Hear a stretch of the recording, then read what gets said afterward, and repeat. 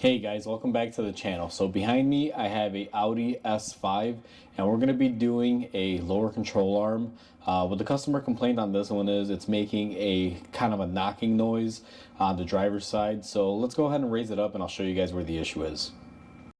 So now that we got the car in the air and we took our driver's wheel off, guys, I'm just going to show you quickly how I was able to determine that this bushing was bad. So this is our rearward bushing, and these Audis have two control arms underneath. And what I did was I took my pry bar. Now this is a pretty short bar, so it's probably not going to do too much here. And I kind of went in here, and what I did was I did this, and you guys can see that there's quite a bit of movement coming in there. This rear bushing is basically worn out, and every time the customer hits a pothole or stops, the weight kind of shifts and it'll kind of knock itself back and forth, making a knocking noise. That's what the customer issue was with this one. That's what the complaint is about. Alright guys, so before we begin, what you want to do, or you could do if you choose to, is you can remove this lower cover. It'll kind of help you guys get better access to your bolts. Now you'll see on the rear portion here we have a bolt. Let me get this light out of the way here, guys, so you guys can kind of see a little bit better. You'll see that you have a bolt there. It's kind of in a tight squeeze, but you should be able to fit a wrench in there. And then the other side, we have a nut that holds it on. That one's very easy access. And if you guys kind of come around here for the portion of it that connects to the control arm, it's actually quite simple. We just have a nut down there and it comes off quite easily. So let's go ahead and get set up and I'll show you guys the process of removing this thing.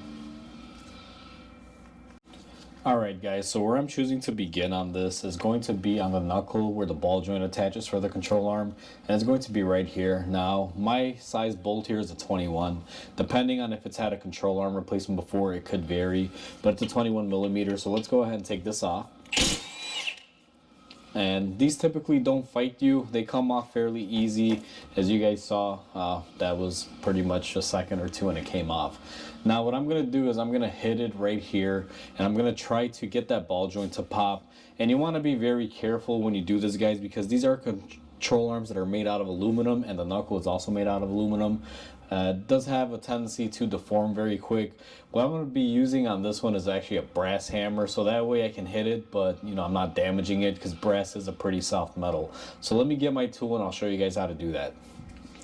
Alright guys, so I went ahead and I got Mr. Brass. This is my brass hammer, and what you're going to want to do is go ahead and hit it here. Now I already went ahead and I tried it a few times here just to see if I could get it to pop off. This one is kind of stubborn, but what you want to do, just to kind of show you guys as a visual reference, is take your hammer and you want to hit what it goes through.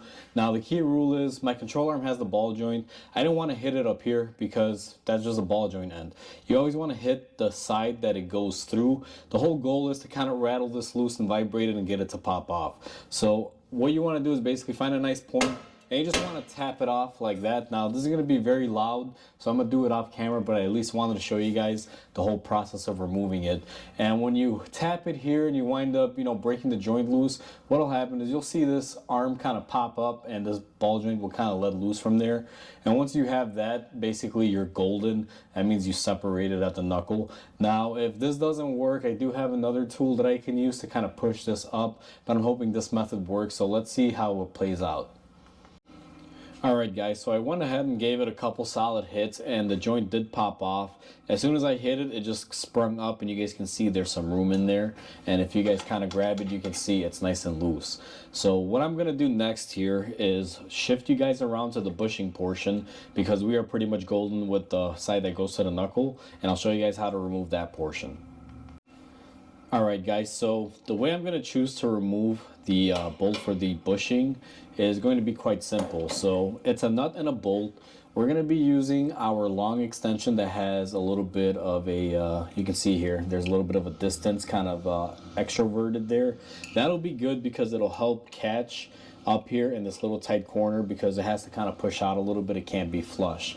And then we're just going to be using the ratcheting end on our nut here, and we're just going to basically just ratchet it off. Now once I set this up, now you don't have a lot of swinging room here. As you guys can see, it's very minimal, but I was able to at least break the bolts loose just by kind of doing this technique, holding it and then breaking it loose. So I went ahead and I got this one nice and loose, and these don't really seize on there. They usually are aluminum bolts. As you guys can see, this is spin off pretty easy. Just kind of show you guys how I'm grabbing it in there. You can kind of see. Now let me switch up the lighting here. You can see that that reaches and it just barely clears the frame. And then for this side, you guys can see that I'm able to get my ratchet end in there. So let me go ahead and get that bolt off, guys, and I'll be right back with you guys. Alright guys, so I ran into just a small little issue that I thought I would mention, and sorry about the lighting because my other light died, guys. So when I removed my nut off the back here, I had my bolt that was stuck in there and I tried pushing it out. Normally they come off and this one was kind of fighting me. So what I did was I took my breaker bar, I kind of put it there, and I took my hammer and I just kind of tapped it and I was able to push it through. Now that I pushed it through and you guys can kind of see it here, I'm just going to use my breaker bar and my hammer, put it on the head, and then just kind of tap it all the way out. In case you guys do wind up fighting that, it's hard to get anything else in there, so just wanted to include this method in here so you guys aren't fighting it too much.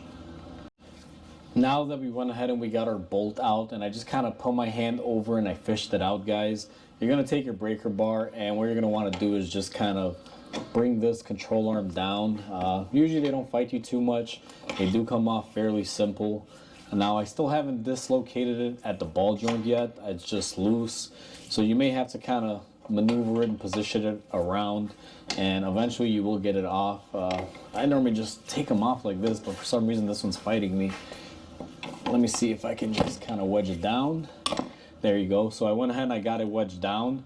Now that it's wedged down, my light was on top of it, so it's getting ready to fall. What you can do is just kind of pop it off on the ball joint and take off your whole arm. Now that we got the old arm off, guys, what I always like to do is compare it to the new part. Always make sure you compare it, even though you may have little things like this. Now this will say L here left on the new part and on the old part. I always like to put them side by side. Now the new part did come with a new nut for the ball joint, and we will have to reuse the side for the bushing. But you know, that's kind of what happens. What I like to do on these rear ones is I put a little bit of blue Loctite. If you notice on this ball joint, if you spin off this nut, you'll kind of notice there's some blue Loctite already in there. What I like to do is I continue the trend in the back bushing here. Before I put this really long bolt that goes back there, I put a little bit of blue Loctite on there, so that way it'll just help keep everything tight and you can still get these off if you have to. So let's go ahead and throw this back on the car. Alright guys, so I try to set up the camera in the best angle possible to try to show me putting it in here and showing the bushing. I just can't find the right angle, so where I start off with this, and I'll kind of have to move the camera around, is I start off with the ball joint. I'm going to go ahead and put it in our knuckle. Once you put it in your knuckle, what I like to do is take the ball joint bolt and just kind of thread it in there to keep it from moving. And have you guys switched over to the other side now? So what you're supposed to do here is you're supposed to push on your knuckle and then just kind of fit this into the pocket. Now once you get it to this stage, it's a little bit of a game between lining up this bushing correctly and moving it on the joint and just kind of swiveling everything. The camera is kind of where I want to be, so let me see if I can get it. This should go on pretty smoothly once you get the angles on there. Now I already see that the new part that is made for this is a very tight fit. It's going to require tapping it into place just a little bit. So what I'm going to do is grab my small brass hammer. You don't need anything big here, and you're just going to want to tap it in here.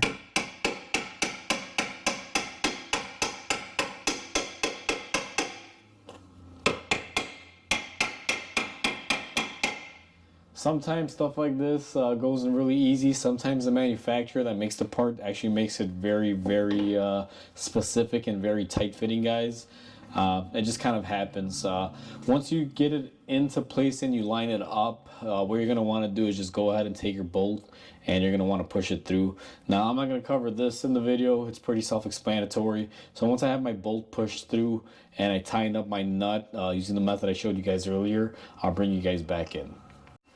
Alright guys, so I'm back. I got everything tightened up. Now I tightened up my ball joint bolt here. That thing was very easy to tighten up. You know, very out in the open, very simple.